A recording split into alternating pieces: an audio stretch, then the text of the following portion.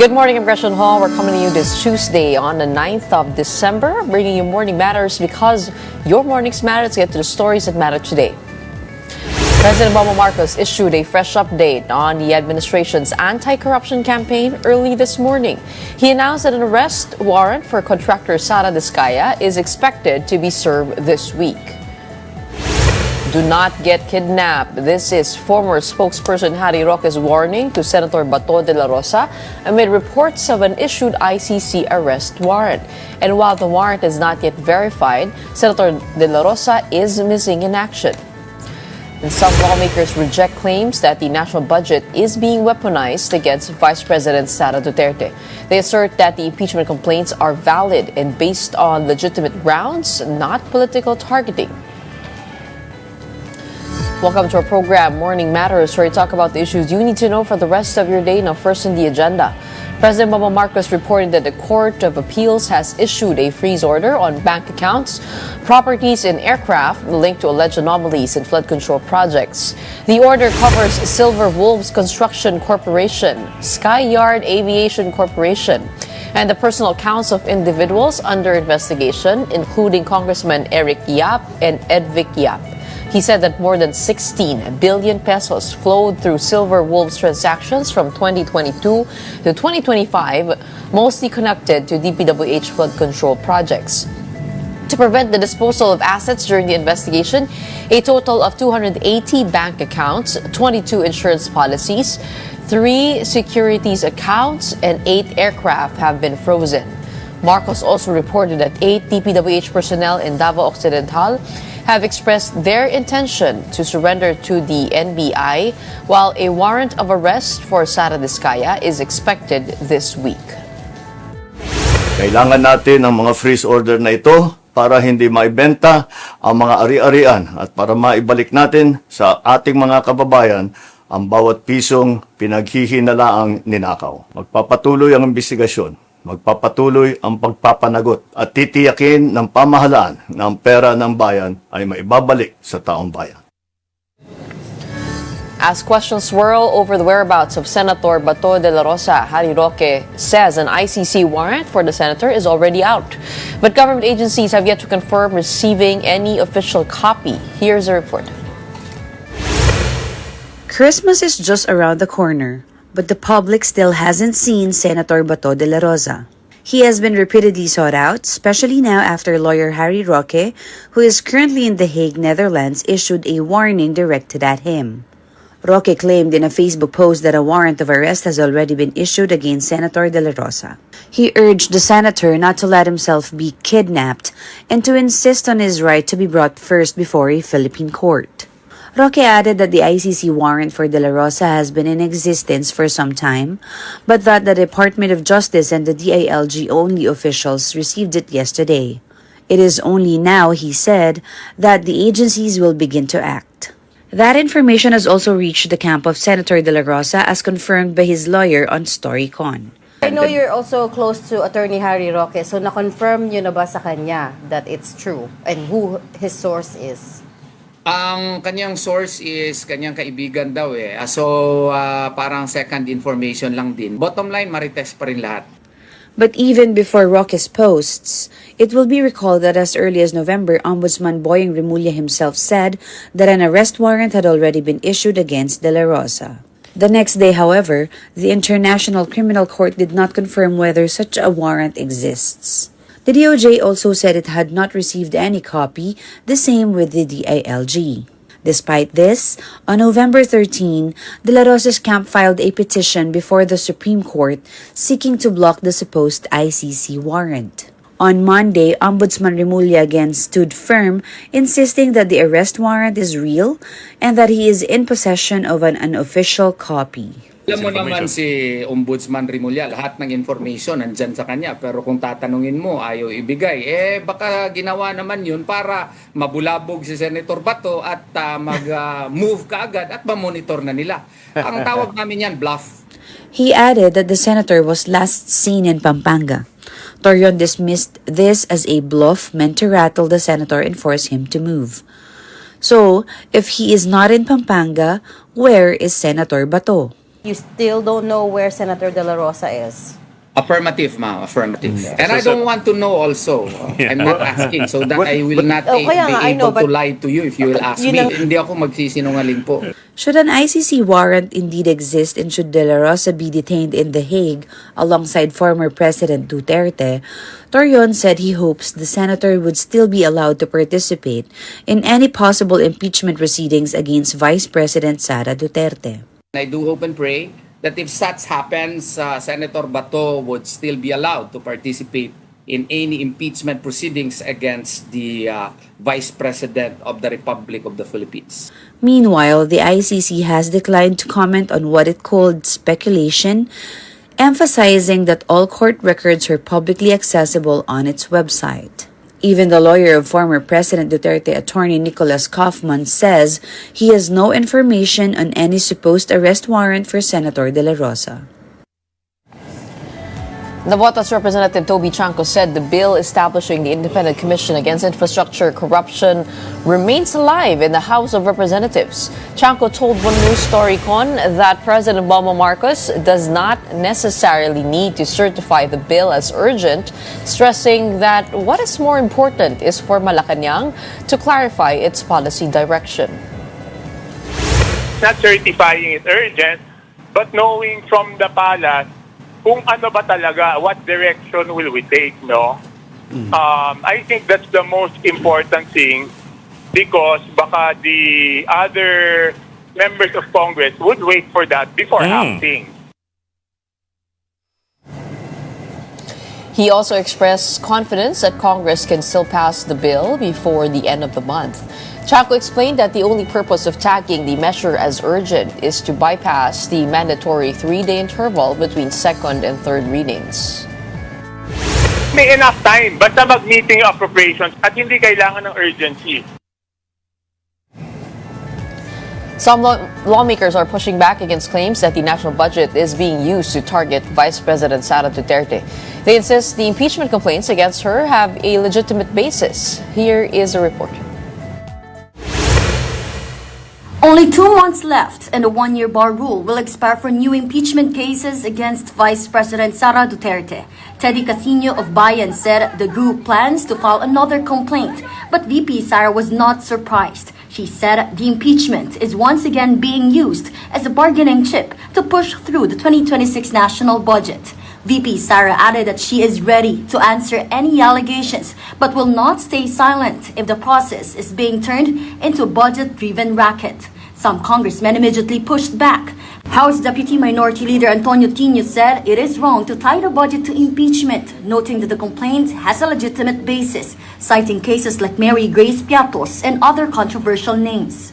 Nariyan na naman yung panlilinlang typical ng Duterte.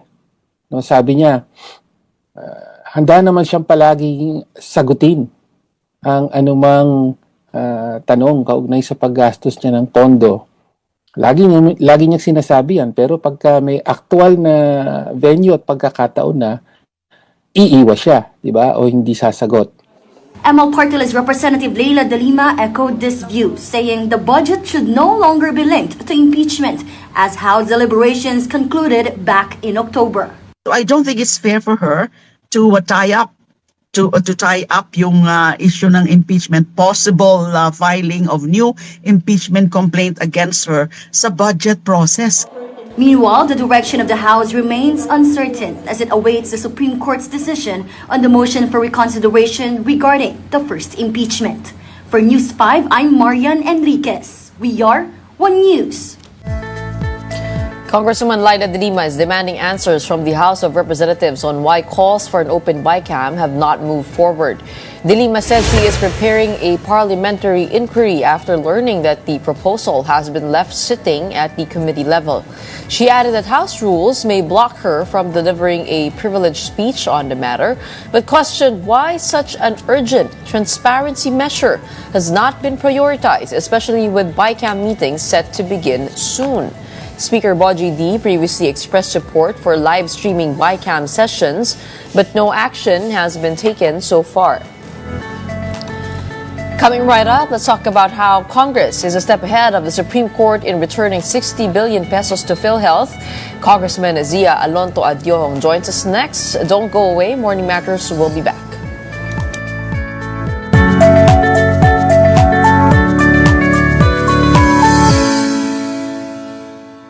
Good morning, I'm Gretchen Ho. Here at Morning Matters, we talk about the most pressing issues and give you the context behind headlines.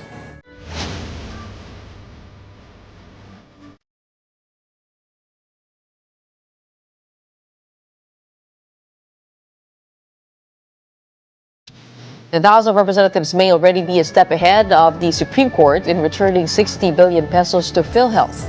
Deputy Majority Leader Zia Alonto Adyong said the House had restored the full amount through the 2026 national budget, acting on President Marcos's directive months before the High Court ordered the same refund. Under the proposed budget, PhilHealth was originally set to receive 53 billion pesos. Lawmakers later added that the entire 60 billion pesos, raising the agency's allocation to 113 billion pesos next year. Adyong stressed that while accountability issues may still be pursued separately, Congress has already completed the constitutional process for returning the funds. And joining us now to discuss this matter further is House Committee on Appropriations Vice Chairperson Zia Alonto Adyong. Magandang umaga po sa inyo, Congressman. Welcome back. Umaga, Gretchen. Magandang umaga sa iyong mga tagapakinig at tagapasubaybay. Ay, Congressman, bago natin puntahan itong pagbabalik ng pondo sa PhilHealth, I just want to get to the history about how this happened in the first place. Much debate has ensued, no? So from your recollection, paano po ba nangyari na tinanggal po yung funding ng PhilHealth? Hindi po ba nasa original NEP siya for 2024? Well, Gretchen, no. It happened. Gusto ko nga malaman ng public that this did not happen without basis at all. And the previous year, in 2024, remember we conducted an investigation on PhilHealth. Kasi basically, ang PhilHealth, they have, itong pinag-uusapan natin, this is subsidy. I just want to make public know that. It's a subsidy kasi ang PhilHealth is a income-generating agency. And the 60 billion we're talking here is an excess of what the PhilHealth has already been using as a fund to implement their programs. No? During the investigation ng PhilHealth, we learned na sobrang laki ng, sila nga nagsasabi, sobrang laki ng pera nila in reserves.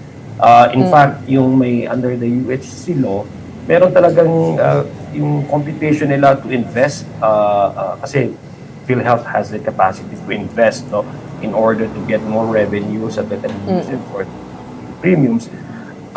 Na-invest na nila yung 2-year na amount for their operation, na-invest na nila, and this 60 billion is actually in excess. Hindi yata 60 billion if I'm not mistaken. It's 83 billion. 89 billion in excess. So, ang tanong namin, ba't hindi nyo na-lower yung premiums? Ba't hindi nyo na-expand yung coverage ninyo? Bakit sa taong bayan, naghirap pa rin sila, no?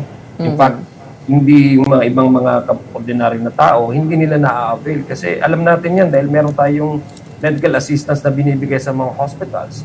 In fact, ang mga kababayan natin, mas pupunta sila sa mga district congressmen to avail of the medical assistance na ini-endorse natin sa kanila through the Department of Health and the DSWD. No? So, nakita natin yun, meron silang excess na 83 or 89 billion na nakatiwang lang dyan. So, that came about why that came about why the House of Representatives decided na dapat maggamit ito ng ating gobyerno kaysa naman sa naka-steady lang dyan. So, yun ang nangyari. This actually the reason why there was a grant to the executive branch to use excess funds. No, we're not talking about reserve, excess funds. Those funds that have not been, that basically idle and not been used by the agency concerned. Para hindi po ba sa ano yun? Hindi po ba sa 2025 yun na binigyan po ng zero subsidy itong PhilHealth? Pero yung pinag-uusapan ko po, yung 2024 budget law na may circular po ng Department of Finance with a special provision requiring the transfer authorizing the transfer of excess reserves from GOCCs back to the National Treasury to fund unprogrammed appropriation. So, yung provision po na yun, actually yun po yung tinatanong ko, how did that come forth in the first place? Because yung sinabi nyo ho na subsidy na hindi po nagagamit, 2025 po yun, pero ito pong ibinalik na 60 billion, it is from the 2024 budget, so the previous year. We're talking about the 2025. I think the budget, kung di ako nagkakamali, well, the deliberation the conduct was done in 2024 in preparation for the 2025 budget. Yun ang pagkakaalam ko po doon, Gretch, no? That's why the budget that was supposed to be used by DOF. I mean, the taking back of certain tranches kasi yung 60 billion the petition before the Supreme Court was actually covers the 2025 funding. That's why it came about the decision of the Supreme Court December, but the President already requested Congress to restore the 60 billion pesos in mukhang September. sa ano po yun? Mukhang sa 2025 budget ho. Pero yung 2024, ang sabi po ni retired Senior Associate Justice Antonio Carpio that it might have been former Albay Congressman Joey Salceda who inserted that special provision in the 2024 budget that allows nga po yun to transfer cash from GOCCs back to the government, which the congressman denied. So what is your knowledge of that, no? Yung involvement po ni Congressman Joey Salceda? Well, I wasn't part of the appropriations at the time. In 2024, when they were doing they were holding the meetings for preliminary budget deliberation, I wasn't part yet of the appropriations committee. I was made part of the appropriations in the middle part of 2025. So latter part of 2024. So yun ang in preparation for the 2025. So that's why yung sinasabi ko sa iyo, Gretch, na actually the budget that was in question, particularly the 60 billion pesos transfer of excess funds from PhilHealth was done in 2025. It was prepared in 2024. Okay, the second one. Okay, well, that saw zero subsidies. You argue about fiscal sense, no, of the budget of PhilHealth. Does it make more fiscal sense now to keep that subsidy within PhilHealth? Well, that's a question that the PhilHealth is supposed to answer us. We've been also asking that during the investigation and inquiry. Why can't you not use that 60 billion, the excess funds, to lower the premiums or at least expand your coverage? And during the investigation, we haven't really gotten satisfactory answers from PhilHealth. So it's a question actually that haunts us up to this day. So bakit ganyan? At may excess kayo tas hindi nararamdaman ng ating taong bayan. So kaya nga po nagkaroon ng ganitong usapin na granting the authority to transfer certain amount excess funds from GOCCs, not particularly the PhilHealth, because kung lalagay lang talaga natin dun sa batas na yun, special provision, it would be a class legislation, and we do not want that to happen in the appropriations, I mean in the GAA. So that's why nagkaroon ng ganitong usapin. It was actually a judgment call, to be honest with you, Gretchen, because we want to be more practical and judiciously utilize these funds para magamit ng ating taong bayan. Well, it's a good thing also that the Supreme Court came out with the decision. At least there is clear legal guidance and guidelines as to how we do about with appreciating line items in the budget relative to excess funds or unutilized funds. Now, speaking of guidelines, Were there clear guidelines on how this money could be returned to the National Treasury?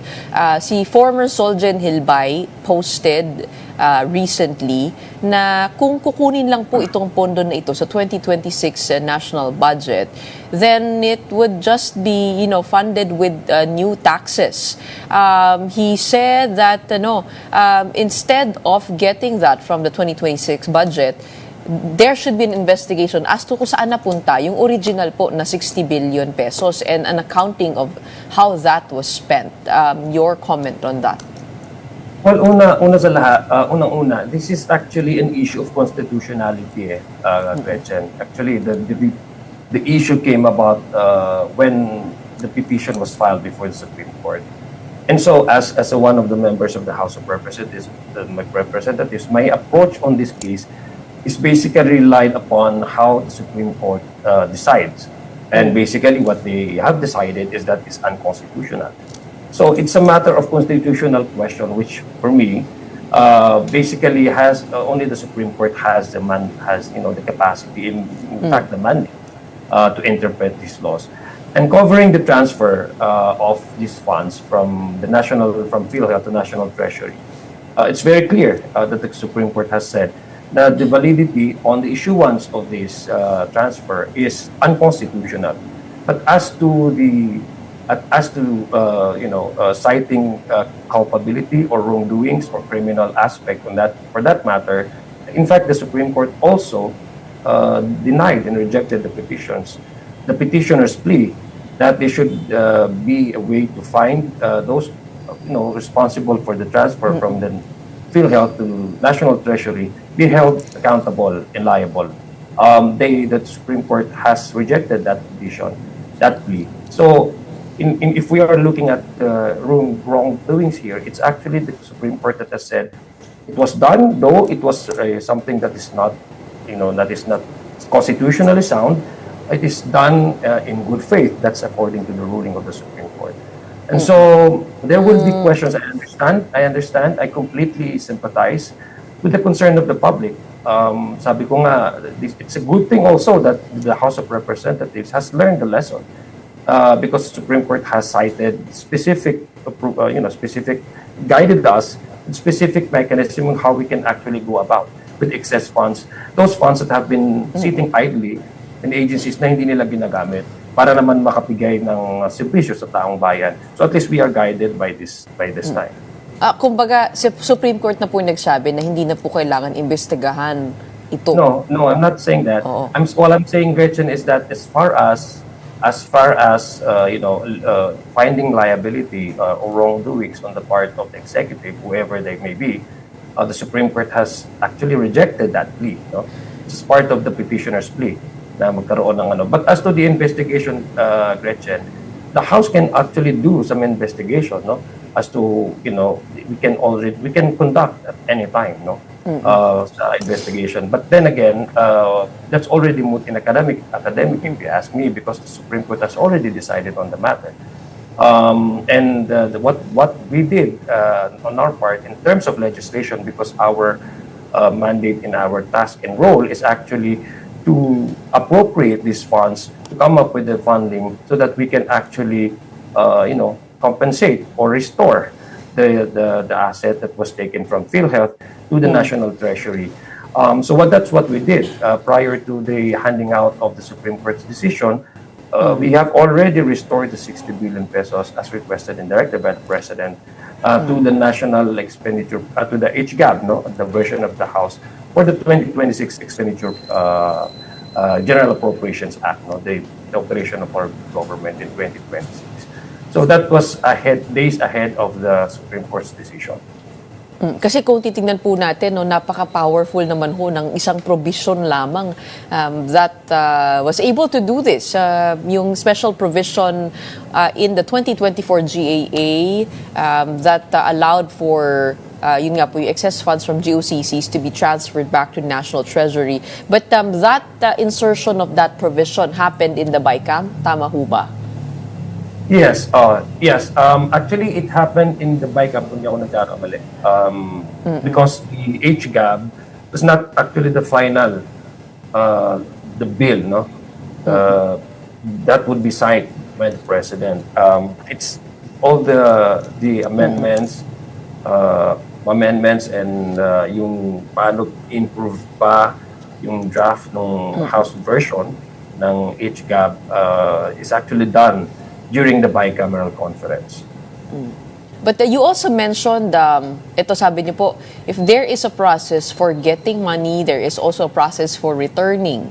And that is through the national budget. The mechanism for returning the money is the same as the mechanism for getting it. What is this mechanism that you're talking about? Mechanism is the way by which we actually the House, because we have the mandate given to us by the Constitution to increase some line items.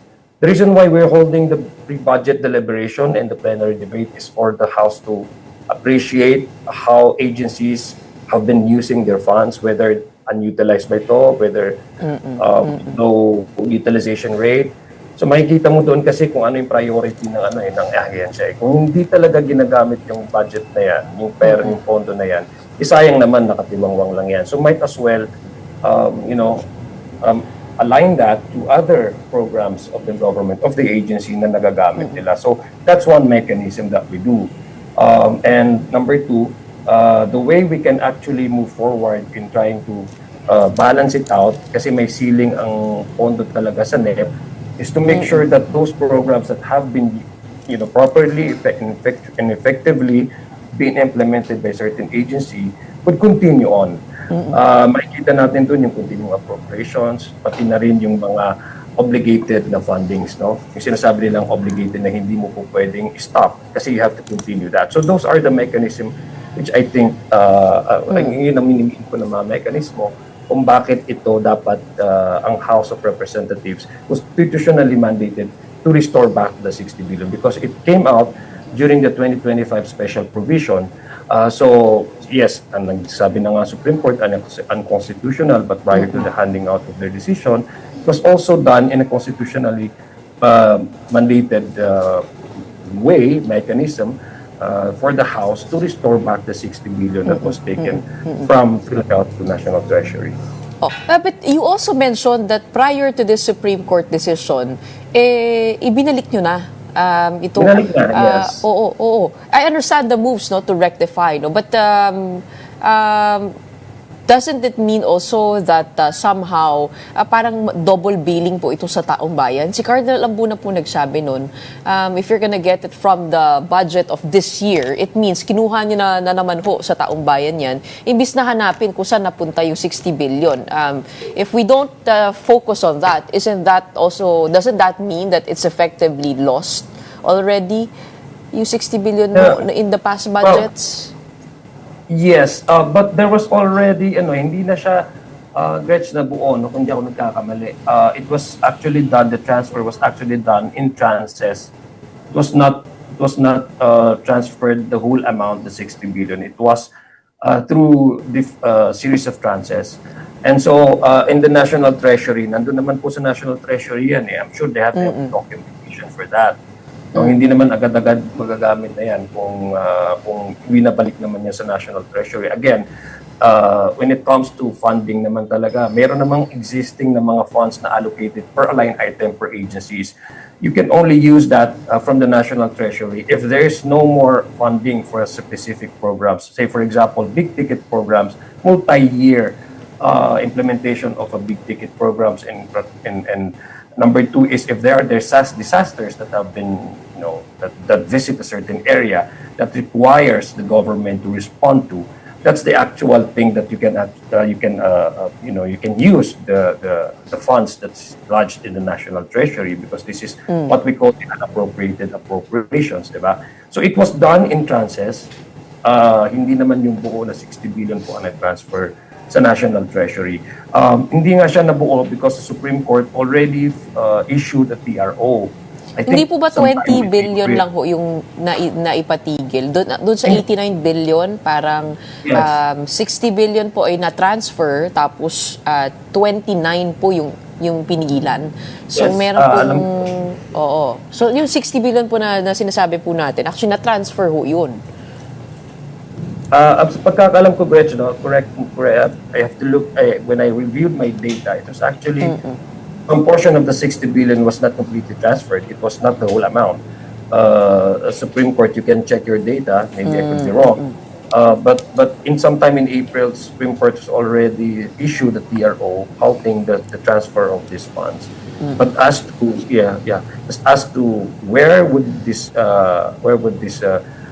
amounts were used, I'm just giving you the overview in the generic sense that this transfer from the PhilHealth to National Treasury, as far as the National Treasury is concerned, can only be used for certain requirements, no, which I laid to some of them, which I given out to some of them.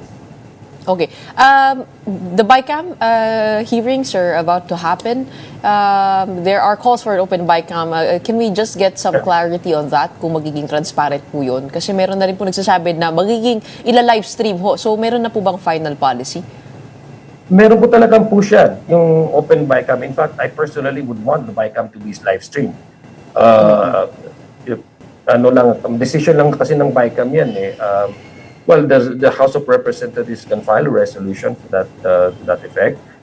In fact, before this interview, I was listening to your newsreels, and sabi nga ni Congresswoman Dela Rosa magpa-file ata daw siya, no, to mandate the BICAM to have it live stream. Ako personally, I would want that to happen because that's what the public demands, but prudent and proper na pinag-uusapan natin dito, taxpayers' money. At yung mismo mga taxpayers, malaman nila kung saan napupunta. Ano ba talagang prioridad itong ng ating gobyerno? Paano ba pondohan ito ng mga bicameral conference members? So gusto ko magka-live stream tayo na sa BICAM. Decision yan ng BICAM. They can actually decide on have it live stream, no? But I get the sense na yun na talaga ang direction ng BICAM sa ngayon. So with or without any resolution, with or without any policies, I think the BICAM can already do it out of proprio on their own. So legislation lang ho yung yung kulang, bale. Oo, na nasa papel ho siya. Okay. How about impeachment? Meron na po bang what's the temperature like in Congress? Of course, we do know that if you compare the numbers, figures of the corruption that's coming out, all the issues, the Vice President compared to the President, ngayon parang ang laki po ng sa Presidente, no? So ano po ang temperatura dyan sa Kongreso?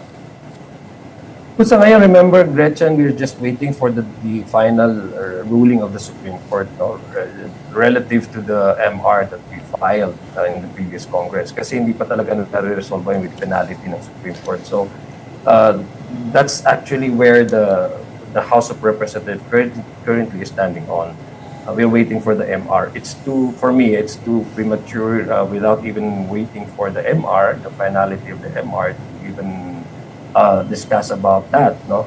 But I'm pretty sure that there are a lot from our segments in our society that are willing to file another impeachment complaint again. In fact, merong mga kasamahan natin sa Kongreso na they are now positioning themselves to file another impeachment complaint second time around after the 1-year ban. Against the Vice President, Against the Vice. So mag-uunahan ho yan, no, kung sakasakal. Meron po ba sa laban sa Presidente na namumuo rin? Wala. Actually, currently, we are focused on, kakatapos lang ng HCAB na aproba namin. So we are now moving towards preparing for the bicameral conference. And well, it's also yung per committee's priorities. But as a whole, the majority and the leadership, hindi pa po napag-uusapan yan.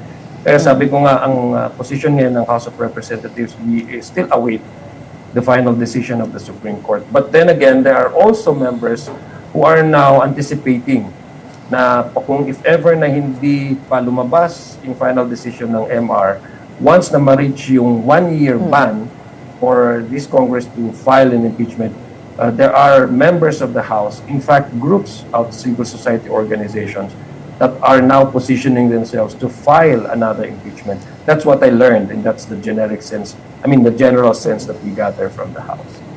Okay. Maraming salamat for the updates coming from the House of Representatives. We have House Committee on Appropriations Vice Chairperson Zia Alonto Adyo. Thank you so much for your time.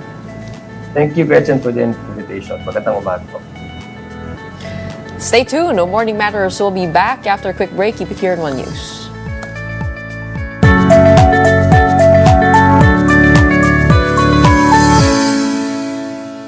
Welcome back. You're still watching Morning Matters here in One News. The Sandigan Bayan has convicted Janet Lim Napoles of multiple counts of malversation and graft over the misuse of the PDAF. Napoles was sentenced to reclusion perpetua in 2 cases involving 10 million and 9 million pesos in public funds in order to return the amounts with interest. Several former government officials were also found guilty in related cases. Napoles and her co-accused receive additional penalties for other malversation and graft charges, including fines and perpetual disqualification from public office. The rulings add to the long list of convictions linked to the multi-billion peso PDAF scam.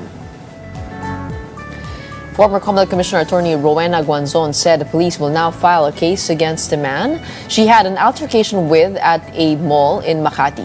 Guanzon told 1PH Totoo Lang that the man's wife immediately apologized, but he himself refused to do so.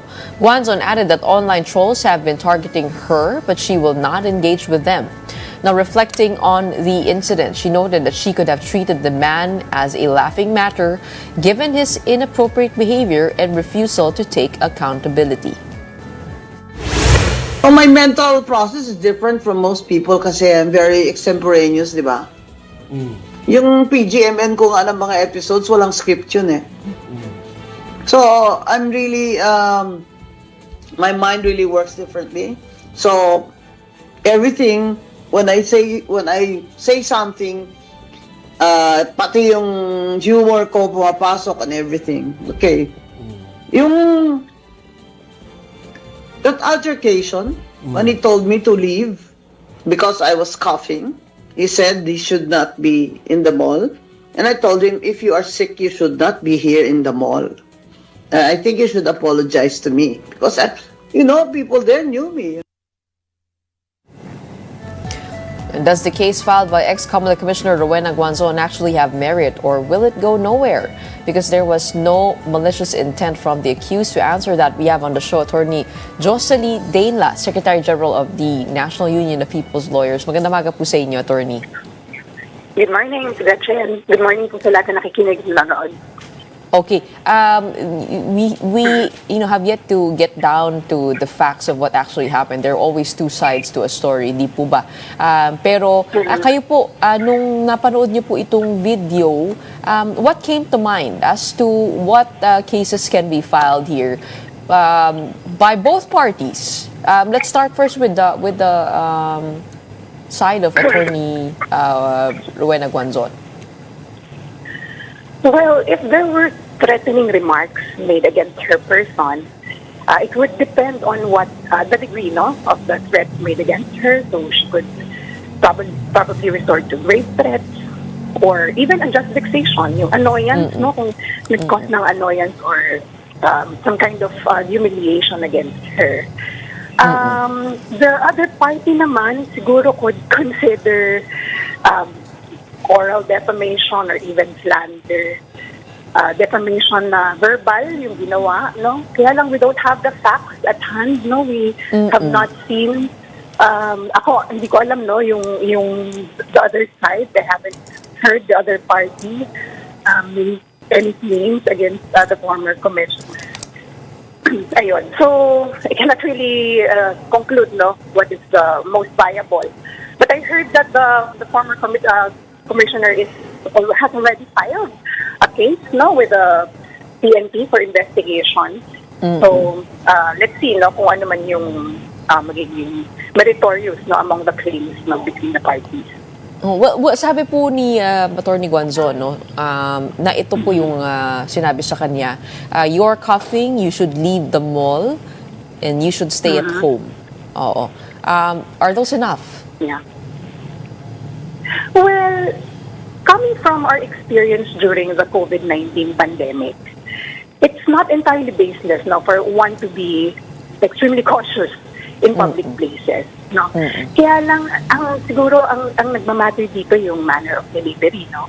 How the former commissioner felt when she heard those remarks from that person. So I would imagine, no, her feeling so slighted and probably napahiya kasi it's a public place and many other people were there. In fact, meron pa nga nakapag-cover no, nung pangyayari at na-record siya on video.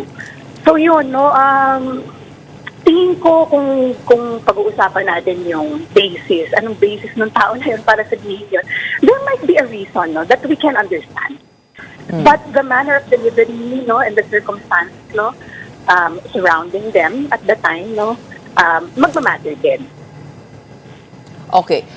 Of course, we're studying here, no, yung personal vis-a-vis the public spaces and proper decorum in those spaces. How would you weigh that? I mean, looking at the situation, meron nga pong she could have taken personal offense with the tone of the one who called her out, but also public po ito, public mall po ito. There are health concerns. What is within our rights to call out? Okay. And how do we do that the right way? Yeah. Oh, yung if I were in her shoes, ganyan. Kasi wala ka dun no? Hindi mo rin masabi, no? How, you would comport yourself. Pero, looking at yung nakita kong video, siguro, I would not make a scene. No? I would demand it in a way that would command respect siguro. And, lalo na, no, I should always be mindful of my stature, being a former commissioner of an independent constitutional body, and a lawyer. And a lawyer is always expected, no? Always held to a higher standard. No? Meron kami tinatawag na code of professional responsibility and accountability. We're always expected to treat other people, no, with dignity and respect. Kahit feeling namin, no, kami nadedihado. May ganon expectations of us, no? So, dapat, tingin ko, kung tayo malalagay sa ganong klase sitwasyon, should always step back, no? And assess and probably try to calm down. And kung may ganong reklamo that we feel should be acted upon, then there are venues for that. Number one would be the mall authority, no? They could help mediate, no, between the parties. Pwede natin ipabot sa kanila, lalo na may mga security personnel din naman doon, no? Who could stand as witness kung ano talaga yung nangyari. Pwedeng mamagitan, no, between us. Pwede yun, no? Pwedeng ipabot doon. Tapos, if we really feel that there was humiliation or degrading treatment, then we could resort to the proper legal remedies. And we are not limited to criminal liability, no? Lagi natin consider din yung civil liability. So, ibig sabihin yan, you could, resort to civil action for damages, ganon, no? Pero I wouldn't go that far. Kung ako lang, no, yung tatanungin, siguro an apology would suffice, no? For me. But that's just me. Yun. So, yun nga, ano din siguro, no, reminder din sa mga lawyers, no, kagaya ko na meron talagang standards na kakaiba, lalo na dun sa mga former public officers, no, na laging subject yan to public scrutiny. There are higher expectations for decorum. There are those who say that she could be disbarred from this incident. Your thoughts on that? Disbarment is a supreme penalty. Ano yan? Last resort yan, no? Para dun sa mga lawyers na who were granted the privilege to practice. Tingin ko that would be too harsh a penalty. No? But I'm also not discounting the possibility that administrative complaints or disciplinary proceedings could be initiated against her. Kasi nga, bilang abogado siya, no? And in fact, the Supreme Court could even launch a motu proprio or on its own investigate, no? Or task the Integrated Bar of the Philippines to investigate and to issue recommendations, no, on how to act. So, it's a possibility, but I think masyado namang harsh, no, kung disbarment yung penalty. Okay. In my opinion. May isa pong nakapagtataka. Personally, it's a question na because explicitly binanggit po na Chinese man. Ito po ba yung pwedeng maging basis for complaint from the Chinese man, or if he is indeed a Chinese national, pwede po ba yun basis of complaint for harassment or anything along those lines? Because I strive to understand the necessity for the declaration of the nationality, or at least the heritage of that person. What are your thoughts on that? I think the nationality of the other party surfaced, or what's considered, in light of the fact that the commissioner was saying or trying to justify that we should stand up against foreign nationals. Siguro in that context, kaya siya nagiging relevant. But you know what? Anyone who has experienced harassment from a lawyer could file a complaint, regardless of nationality. So, hindi nagmamatter yun. Ako naman, ang tingin ko dyan, yung pagiging Chinese national niya, this wouldn't be one of the incidents when we should be, standing up, May, hindi naman, hindi man natin pinaglalaban yung national sovereignty dito, or, it's not a matter of public interest per se, it's more of a matter of personal yung treatment o private comfort relations between two parties. So I wouldn't bring it or raise it to that level. Okay. Sa inyo pong palagay, I know we have to get the facts on what actually happened. We'll probably rely on these videos, pati na rin on the account of the people in that altercation. Pero sa inyong palagay, sino po kaya ang may mas malakas na kaso? Nako, ang hirap naman mag-comment ng ganyan,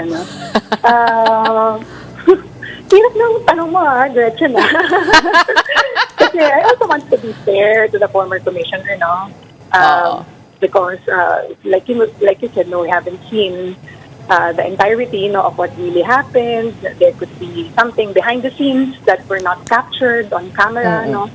So I would decline, pero I would stand firm on my earlier comment that the behavior is uncalled for.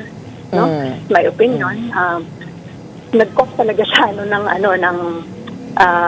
unnecessary na attention. At yun nga, sana it could have been handled more appropriately. At tingin ko may paraan talaga kung sana na-resolve siya ng mas maayos at hindi umabot sa ganito na talagang humantong sa virality over something that is clearly unpleasant. It could have been handled more privately and better. Pero kung wala po tayong clear audio of what the other party said to the commissioner, to the former commissioner, magiging he said, she said po yan, Exactly, oo. Saka, ang daling, syempre kapag hindi mo talaga alam yung remarks na pinagsasabi doon sa video na yun, big yun, and subject to, open talaga yan, to arbitrary interpretation. Mas mahirap yun, So, depende na lang sa declarations kung ano po ang nasabi. Yes, oo. And I would advise the commissioner to to reflect on her actions and probably even the reactions of people. Kasi I heard she's also been issuing remarks against other individuals na rin who have already made their opinion on the matter. Pwede rin po ba siyang kasuhan doon? Si Ronald Llamas. Kaaway po niya kahapon. I heard, oo nga, and she even called Senator Risa Ontiveros a communist, as if that's criminal, to be a communist, Okay. We're not criminalizing freedom of thought here, di ba? Mga ganon. So, those could be additional grounds, for disciplinary proceedings. Okay, another question, for the sake of those who will see something similar like this in a public space, yung pag-video po ba, pwede rin po bang kasuhan yung act na yun? At yung pagpo-post ng video? Kung hindi po kayo part, kung kayo po ay meron lang. Oo Kasi di ba meron tayong Data Privacy Act, And identifiable ka kapag na-videohan ka ng ganyan, no? At meron tayong mga tinatawag na data privacy principles, no? If you are a concerned citizen, no, who really feels that it's important, no, to bring what was covered to light, no, by posting it on social media, then there are matters that need to be considered. Necessary ba? Proportionate ba yung exposure, no? And are there children involved? Yung minors, di ba? Or does it involve acts of sexual harassment or sexual violence? Na kailangan protektado yung mga biktima. Yung mga ganun, hindi siya madali. And this needs to be assessed, no, so that the person who is the subject of the videos, no, could actually file claims, no, against the person who covered or filmed without consent and even posted, no, on social media. Unfortunately, marami na rin talaga nagbabiral na ganyan. Sumisikat, no, yung mga nagiging accidental public figures. But then there's also a more important consideration, no, that needs to be tawag dito, pag-aralan din, no, isama lagi sa equation yung public interest, no. Does the public have an interest in knowing, di ba, or watching these videos? Kasi tinitimbang din natin yan. If it's part of citizen journalism or by journalism, no, then probably may exceptions, no, for journalism sa Data Privacy Act, no. So, yung mga gano'n, nakapag-carve out naman ng mga exceptions What if you want to balance out the power? What if you want to balance out the power dynamic in that confrontation? Kasi nga po, i-public official po si Commissioner Guanzon, as opposed to the ordinary citizens. And as an ordinary citizen, parang gusto mo pong tumulong doon just to balance it out and to help protect the rights of that private citizen. Your thoughts, is that something that could be justifiable in court? Yes. Kung sakasakaling mahabla ka po? That would fall, I think, no, doon sa sinasabi kong public interest, no, na should be considered here in the equation. So, tama ka, no, may power dynamics. There's also definitely power imbalance between a private citizen and a public officer, no? So, ganon, no? Hindi rin kahit yung magiging airtime na ibibigay sa kanila, no? Public officials always have the right to reply and can always demand, no, for airtime. So, it could be given more space, no, to themselves compared to the private citizen. So, ako okay lang sa akin, no? Kung titingnan natin yung legality, then I would go for exposure in favor of public interest.